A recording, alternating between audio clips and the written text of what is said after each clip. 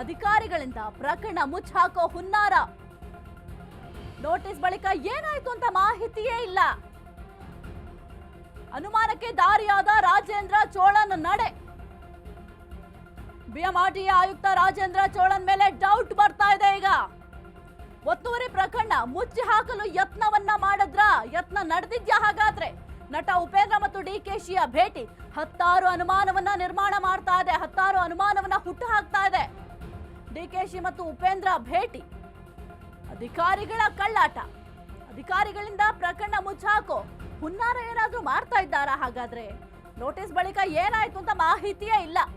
ಹಂಗಾಗಿ ಪ್ರಶ್ನೆ ಬರ್ತಾ ಇದೆ, ಅನುಮಾನಕ್ಕೆ ದಾರಿಯಾದ ರಾಜೇಂದ್ರ ಚೋಳನ್ ನಡೆ. ಬಿಎಂಆರ್ಟಿಎ ಆಯುಕ್ತ ರಾಜೇಂದ್ರ ಚೋಳನ್ ಮೇಲೆ ಈಗ ಡೌಟ್ ಬರ್ತಾ ಇದೆ.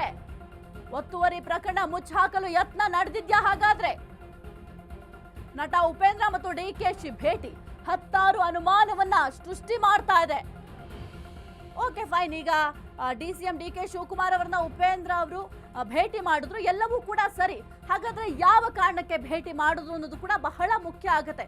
ಅಧಿಕಾರಿಗಳಿಂದ ಈ ಒಂದು ಪ್ರಕರಣವನ್ನ ಮುಚ್ಚಿ ಹಾಕ್ಲಿಕ್ಕೆ ಏನಾದ್ರೂ ಪ್ರಯತ್ನ ಮಾಡಿದ್ರಾ ಎಂಬ ಪ್ರಶ್ನೆ ಕೂಡ ಮೂಡ್ತಾ ಇರುವಂತದ್ದು.